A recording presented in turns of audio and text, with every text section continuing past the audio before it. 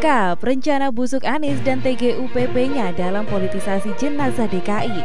Ditulis oleh Niha Alif di siwar.com. Halo, assalamualaikum. Jumpa lagi dengan suara Nina di channel Redaksi TV. Saat Gubernur Jatim setiap hari mengumumkan jumlah pasien sembuh untuk menebar optimisme, di sisi lain ada kepala daerah yang menebar pesimisme dengan ketakutan dan dengan mengumumkan jumlah jenazah yang dilebih-lebihkan. Padahal daerahnya sendiri ketahuan memiliki dana penanggulangan corona yang jauh lebih sedikit dibanding Jabar dan Jateng. Siapa lagi kalau bukan Anies dan TGUPP yang kerjanya hanya memperkeruh suasana. Dalam unggahan di Twitternya, Bambang membuat cuitan sebagai berikut. Ngeri banget, ini soal sangat serius. Di Maret ada 4.377 orang mati di Jakarta.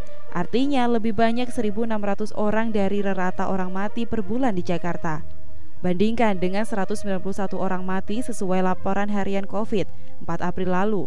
Lalu apa artinya kedua data itu? Apakah kondisi real di Jakarta jauh lebih buruk? Melihat postingan Bambang TGUPP, netizen ramai-ramai berkomentar menohok seperti beberapa akun di bawah. @ninjacireng, pada periode Januari-September 2019, angka kematian penduduk di DKI Jakarta mencapai 45.137.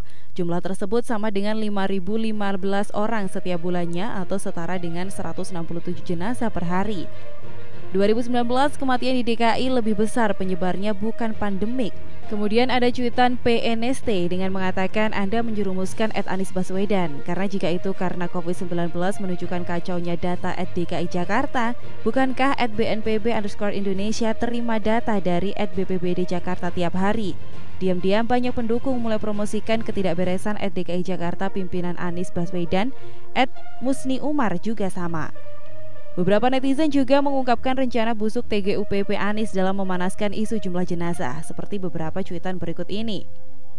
@ChandraAsmara88, yang saya pahami dari cuitan ini adalah Bang Bambang dan anggota TGUPP lainnya benar-benar menunjukkan dirinya masing-masing sebagai tim solid untuk mengelola semua isu demi kepentingan Anies, bukan untuk kepentingan rakyat.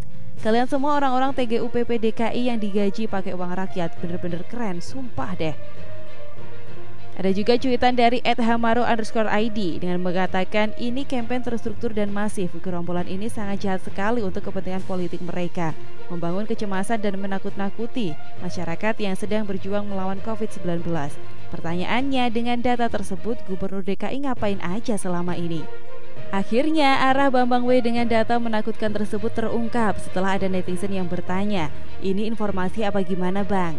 Dilanjutlah biar kita tahu, abang kan di tim gubernur, kalau sepotong-sepotong gini jadi tendensius, tanya akun @still818. Lalu dijawab, data dirilis oleh Pemprov DKI. Data itu tunjukkan kondisi di DKI Jakarta sangat mengerikan. Orang yang mati rata-rata per bulan di Maret meningkat di atas 60%. Pertanyaan reflektifnya, apakah situasi ini bisa dihadapi hanya dengan PSBB? Pilihannya upaya all out harus dilakukan at all cost, tak hanya untuk DKI. Tulis @sosmedbw. Dari jawaban Bambang, sebenarnya rencana DKI 1 serta jajarannya mudah ditebak. Mereka terang-terangan menolak upaya pemerintah pusat untuk melakukan pembatasan sosial berskala besar. Sebagai gantinya, DKI 1 dan TGUPP menginginkan upaya menyeluruh yang dilakukan dengan harga berapapun dan tak hanya berlaku di DKI. Artinya mereka secara tidak langsung menginginkan lockdown secara nasional. Padahal lockdown di India menyebabkan kekacauan parah dan eksodus besar-besaran dari kota besar ke kampung halaman.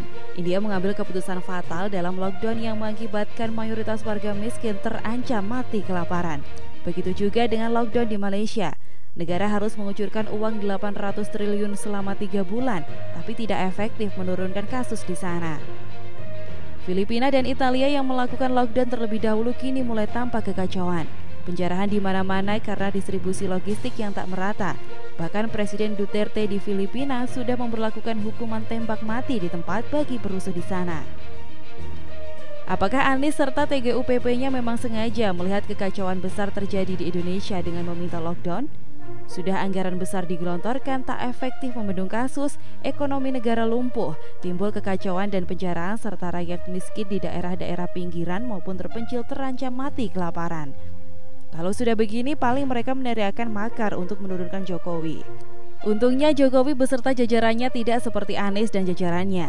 Kejahatan DKI 1 sudah kelewat batas hingga jenazah warganya sendiri dimainkan untuk ambisi politik.